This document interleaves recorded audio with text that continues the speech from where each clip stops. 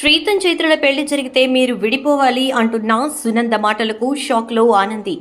ఇంతకు సునంద ఇంత హార్ష్గా ఆనందితో ఎందుకు మాట్లాడాల్సి వచ్చింది? అసలు సునందన్న మాటలకు ఆనంది ఏముంది? ఈ వీడియో ద్వారా చూసేద్దాం. మొత్తం మీదిగా చైత్ర ఇంకా శ్రీతన్ల నిశ్చితార్థానికి ఇటు నుంచి సునంద ఇంకా శశికాంత్ రానే వస్తారు. అలా వచ్చేసరికి శశికాంత్ అక్కడ చైత్రని చూసి పూర్ణిమని చూసి షాక్ అవుతాడు. ఎందుకంటే చైత్ర తన కూతురు అనే విషయం తెలిసి ఒక్కసారిగా జరిగింది గుర్తు తెచ్చుకుంటాడు. ఈలోపు సునంద పూర్ణిమ కూతురికి నిశ్చితార్థం అంటే అక్కడ జరుగుతోంది మీ కూతురి పెళ్ళే నిశ్చితార్థమేనా అని అడుగుతుంది. అవును, పూర్ణిమకి నాకు కలిపి పుట్టిన కూతురు అని చెప్పడంతో ఒక కూతురు ఉందని తెలిసి కూడా నాకు నిజం చెప్పకుండా దాచిపెట్టారు అని చెప్పని ఈ నిశ్చితార్థం నేను ఆపి తీరుతానని ముందుకు వెళ్తుంటే ఇక సునందని లాక్కుని వెళ్ళిపోతాడు. అది చూసినటువంటి ఆదిత్య ఏం జరిగింది, అమ్మ నన్ను వచ్చి వెళ్ళిపోతున్నారేంటి అనుకుంటూ అక్కడ ఆనందికి చెప్పకుండా గబగబా పరిగెత్తుకుంటూ వస్తాడు. ఆదిత్య వచ్చేలోపు వీళ్ళు ఇంటికి వెళ్ళడం, అక్కడ సునంద అయితే చాలా కోపంగా శశికాంత్తో మాట్లాడుతుంది. ఏమనుకుంటున్నారు మీరు? నన్ను ఒక పిచ్చిదాన్ని వెర్రిదాన్ని చేశారు. ఆ రోజున కడుపుతో ఉన్న దాని ముఖాన డబ్బు కొట్టి వెళ్ళిపోమన్నాను. డబ్బు ఇక్కడే వదిలేసి వెళ్ళిపోయింది. ఆ గర్భిణి ఉంచుకుందో తీయించుకుందో నాకు తెలీదు. కానీ ఇన్నాళ్ళు చాలా జాగ్రత్తగా పెంచుకుంటూ ఇప్పుడు తన కూతుర్ని తీసుకుని ఇక్కడికి వచ్చి నా బియ్యపురాలతోనే బియ్యం అందుకుంటుందా? అసలు దానికి ఎంత ధైర్యం? మీరు నన్ను మోసం చేశారు. దాని కూతురుతోటి అది ఇక్కడికి వచ్చిందని తెలిసి నాకు చెప్పలేదు. దాంతోపాటు ఇప్పుడు ఒక కూతురుందనే విషయం కూడా చెప్పలేదు. నా బిడ్డలని నన్ను మోసం చేశారు మీరు అని చెప్పని సునంద అంటూ ఉంటే, ఏం మాట్లాడుతున్నావు సునంద? నేనెందుకు మోసం చేస్తాను అని చెప్పేసి శశికాంత్ అంటాడు. ఆ మాటలతోటి ఇక సునంద మీరే మోసం చేశారు, అసలు మీకు నా ముందు నిలబడే అర్హత కూడా లేదు అని చెప్పి శశికాంత్ని తోసేసి గబగబా ఇక అలా అంటున్నటువంటి సునందను నువ్వు నన్ను చెప్పేది వినిపించుకోవట్లేదు అంటూ శశికాంత్ ఆపే ప్రయత్నం చేస్తాడు. ఈలోపే సునంద కత్తి తీసుకుని తన చేతికి గాయం చేసుకోవడంతో రక్తపు మడుగైపోతుంది.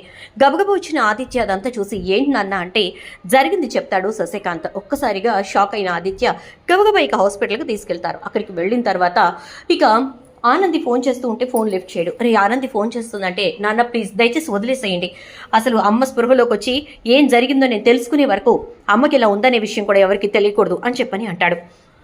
ఇక అలా అన్న తర్వాత ఈలోపు ఇక సునంద స్పృహలోకి రావడంతో ఇక ఇద్దరు కలిసి లోపలికి వెళ్తారు. అలా వెళ్ళాక ఇక సునంద ఆదిత్య దగ్గర నుంచి మాట తీసుకుంటుంది. నా మీద ఒట్టేసి నీకు ఈ పెళ్లికి అదే ఇప్పుడు జరిగిన దానికి ఎటువంటి సంబంధం లేదని చెప్పంటే జరిగింది మొత్తం నేను చెప్తానమ్మా అని ఒట్టు పెట్టి తనకు తెలిసిందంతా కూడా చెప్తాడు.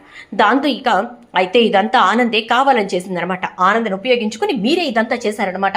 మామ కోడళ్ళు ఒక్కటై నా జీవితాన్ని నాశనం చేశారు అంటూ సునంద మాట్లాడే మాటలకు దయచేసి అలా మాట్లాడుకో అంటూ ఉంటే చెప్తున్నాను ఆదిత్య, నాకిప్పుడు నువ్వు ఒక మాట ఇవ్వు.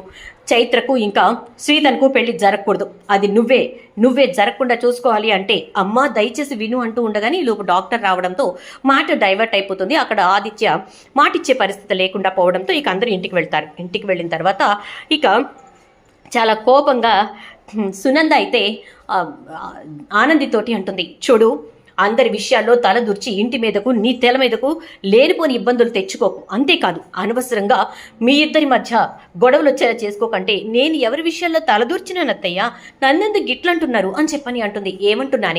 ఏమంటున్నాను నీకు అర్థమవుతోందా? అసలు ఏం జరుగుతుందో నీకు అర్థమవుతోందా? నీ జీవితం ఏమవుతుందో నీకు అర్థమవుతోందా అంటూ చాలా కోపంగా మాట్లాడుతుంది. ఇక తనైతే సునంద అయితే అలా అంటూ ఉండగానే నాకేం తెలియదు అత్తయ్య అంటే, ఇప్పుడు చెప్తున్నాను, ఏ నిశ్చితార్థమైతే నువ్వు దగ్గరుండి చేశావో వాళ్ళిద్దరి పెళ్లి జరగడానికి వీల్లేదు. ఒకవేళ ఆ పెళ్లి కానీ జరిగింది అంటే ఆదిత్య నువ్వు దూరం అయిపోవాల్సి వస్తుంది అంటుంది. గదేందత్తయ్య, గా పెళ్లి జరిగితే నన్ను ఇట్లా మా ఆయనకి దూరంగా బొమ్మని చెప్తారేంది అని చెప్పని అనేసరికి అవును ఇదే చెప్తున్నాను కదా అంటే, అసలు వాళ్ళకి మీకు ఎటువంటి సంబంధం లేనప్పుడు మీరెందుకు గిట్ల మాట్లాడుతున్నారంటే, నాకు వాళ్ళతో సంబంధం లేదు, కానీ నేను వద్దన్న కేసును వాదించాం. ఆ కేసుకి సంబంధించి అంతా వదిలేయంటే కేసు వాదించడమే కాకుండా వాళ్ళని బయటకు తీసుకొచ్చి ఇప్పుడు వాళ్ళ పెళ్లి చేస్తున్నాం.